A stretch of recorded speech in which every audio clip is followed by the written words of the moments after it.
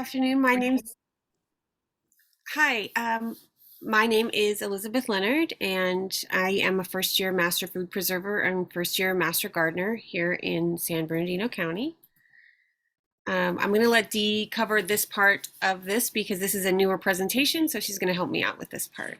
Thanks, Elizabeth. So welcome everybody. My name is Dee Denton and I am the coordinator for the San Bernardino County Master Food Preservers. And a little bit about our program is that we are a division of the Agricultural and Natural Resources. You might see us out there as UC ANR.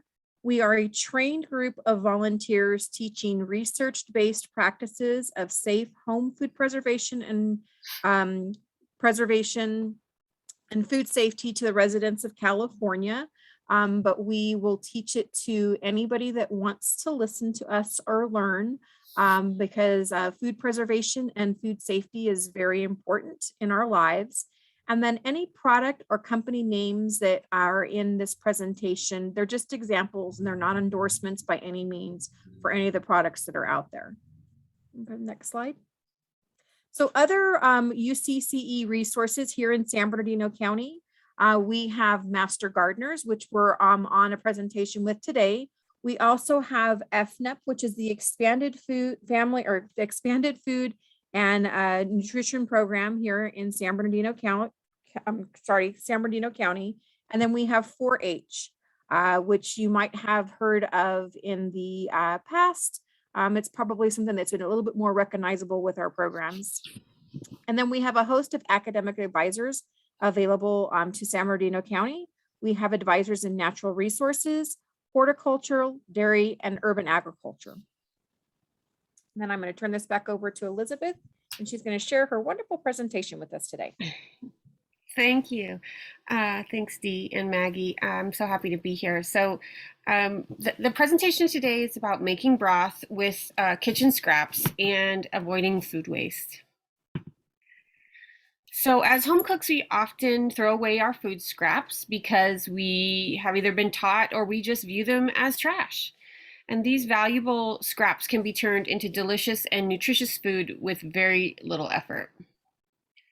So first, let's sort of define what food waste is, and who is wasting food. Food, 44% of the food waste in our nation comes from households. That's an average of about 3.5 pounds of food per person per week that is being thrown away. We would think it would be maybe more industrial waste, like larger manufacturing, but actually most of it comes from households. And then the food is the #1 item sent from households to landfill, surpassing plastic and paper. So we're thinking, what can we do about this? And can we reduce our waste and save money too? And my recommendation is to do it by starting at home. You're probably throwing away something that you can use to make food. And so that's what we'll cover today. The easiest thing to do, an easy point of entry for food preservation, something that we've probably all already done anyway, is freezing. So my recommendation is to start with freezing your vegetable scraps. You can save them in a silicone or plastic bag and store it in the freezer. And when you have a bag full enough to make a batch, you are ready to make broth.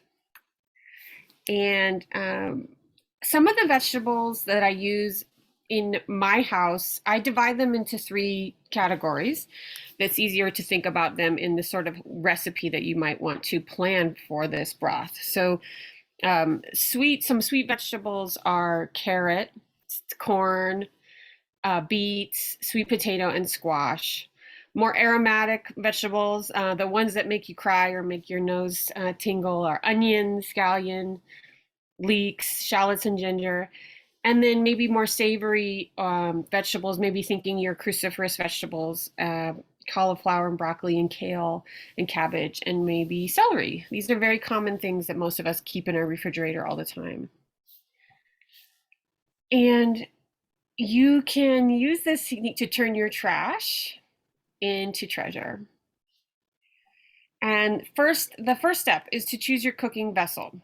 So um, realistically, it depends on your cooktop and how much time you have. So this can be just your regular pot of boiling water that you can have on just your stove if you can keep an eye on it, or you can use a pressure cooker, not a pressure canner, but a pressure cooker to extract the liquids very quickly, or you can use a crock pot, which is what I most often use because I can just walk away from it. Then you add your frozen vegetable scraps. And I also tend to add any vegetables that I have sort of wilting or languishing in the refrigerator. And then add enough water to cover them up. And then you cook your veggies down for 1 to 4 hours to release all of the flavors and the nutrients. Then the next step, once you've cooled it down enough to handle it, I just place a bowl in the sink to avoid the mess, and then I put a strainer of some sort, so usually a colander, and then I strain out the cooked down plants using the colander inside the bowl. And then I just taste the broth and add anything like salt or spices, or sometimes I add some things like nutritional yeast, or if I'm using a specific recipe that I'm experimenting with, sometimes I'll add something really exotic, saffron or something. So, and then you can allow your broth to cool to room temperature before you refrigerate it, or you can use it immediately in a soup recipe. So let's take a quick review. So making broth is super easy. You just collect your food scraps. Everything goes in a pot. You cook it down for a while, and then you can preserve it by freezing it or pressure canning it, or you can use it right away. And then some other considerations to think through when what do you do with that afterwards? So it's nice. This is a great way. We were talking about hugelkultur earlier in the day, but this is a great way it's a sort of getting a kickstart on your composting process. If you add this directly to your compost, you can, or you can add it directly to your garden beds, the cooked vegetables, and it just adds nutrients to the soil. And it keeps them out of the trash, which is nice. It reduces methane in the environment. So then you can, another thing to do is think about planning your meals. So if you plan your meals, meal planning saves you time. That half hour that you spend meal planning you gain it back in spades at the end of your week, not having to think about what you're going to cook for the day. And then you can sort of maybe make a broth and then make 2 different soups out of that broth potentially and feed your family. And then, of course, we talked about reducing food waste, and reducing food waste is great for your budget and for the planet. So we want to make sure that when we're doing any of this, that we are making sure to follow good health and safety. So we wash our hands often. We make sure that before we cook, we clean and sanitize our work area and tools. We keep our hair back and covered and use a clean apron and clean utensils. And when in doubt, throw it out. So if you ever end up cooking something and you store it in the fridge and then you come back to it and it smells strange or looks strange, just discard it. And that's the presentation for today. Thank you. Does anybody have any questions? Thank you, Elizabeth. That was great.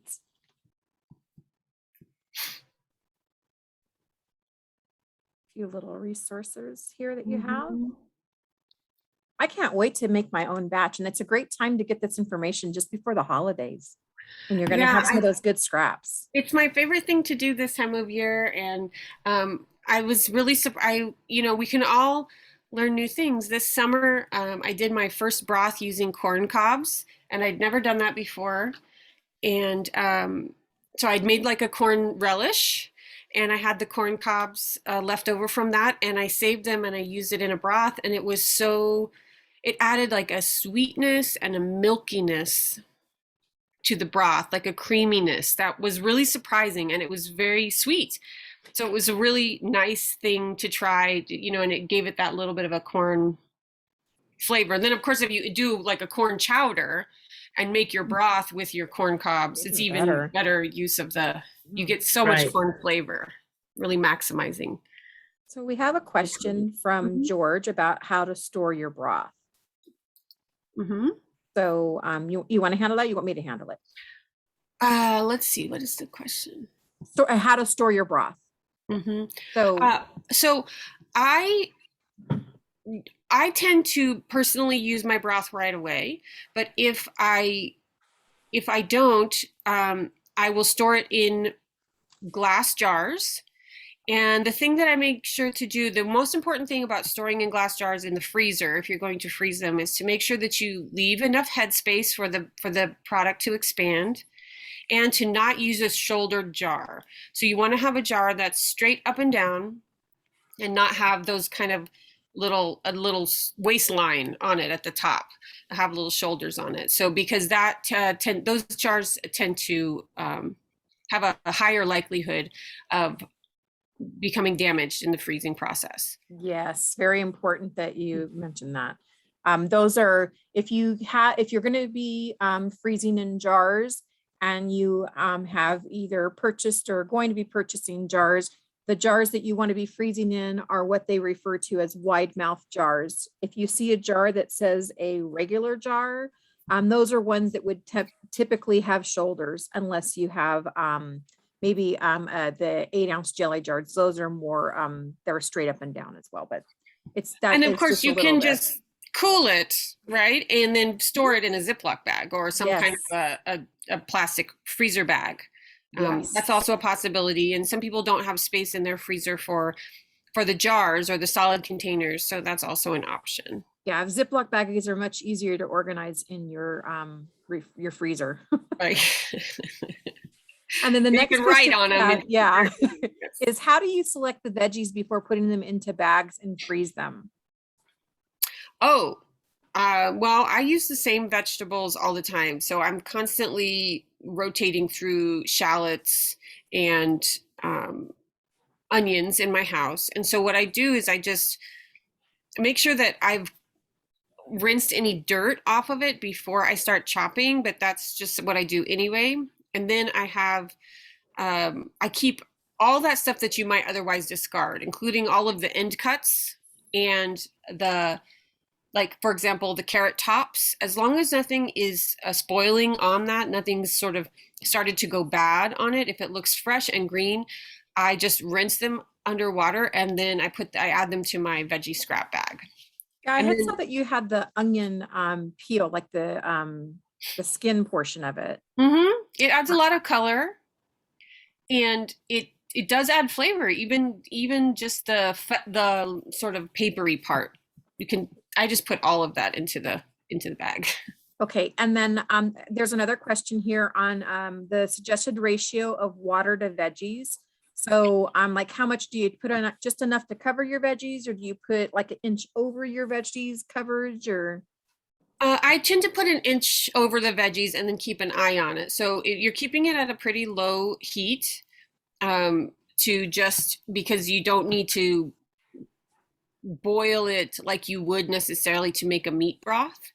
So you don't need to bring it up to a certain temperature with high temperature with vegetables. So I keep it at a low simmer and just make sure. So the less water you put in, the stronger the flavor will be. So if you want to make something very pungent, you can put slightly less water, but you just want to make sure that whatever's in the pot is always covered.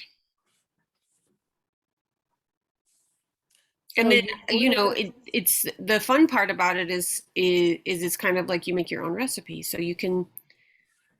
And then the next question is that after you've boiled your vegetables with water, you can still compost them. Is that correct? Yes, you can. Okay, and then also there's a question here about using an Instapot. I don't know if you have an Instapot, Elizabeth. I don't. I know they're use it very so well. popular. I don't have an Instapot, so I've never made it in an Instapot, but I'm So- certain that it's possible. I'm going to say, yes, you can use an Instapot, and you'll probably get a much quicker process, just because Instapots tend to speed things up. And with an Instapot, I would say that you're probably going to have to do a run and check and see, but I would, I know that you need to have enough water in your Instapot to actually get it to pressure up. So you might want to use that good inch over your vegetable coverage to make sure that you have enough in there to really get a good flavorful broth. But Instapot, and then also it depends on the size of Instapot that you have, maybe. Mm-hmm. And then as far as like composting and all of that kind of stuff goes, it's it really kind of it starts the breaking down process by boiling it. So it's a great addition to your compost. Such good questions. I'm learning so much and I love that. Yeah. I think we need to post this to make sure that we get everybody in the mood for Thanksgiving and the holidays and Yes. all these things that they can turn their, potential waste into something that they can use even in the future. Right, and Winter we is should coming and we'll have some potentially cold maybe months. do one around maybe next year we can have it done in time for Thanksgiving. But Yeah. it's a good way to people are roasting whole birds this time of year, so it's a great. We can do another one that has a little bit more different information about roasting, making bone broths. Yes, I was just thinking, I think we posted something on bone broth last year, so I think that's something that I'll ask them to repost again. But we Save can that add the carcass. veggie scrapping, yeah. Yeah, that's what I do. I save from chickens and from turkeys, then I'll save the carcass and I'll boil it. I'll remove the meat and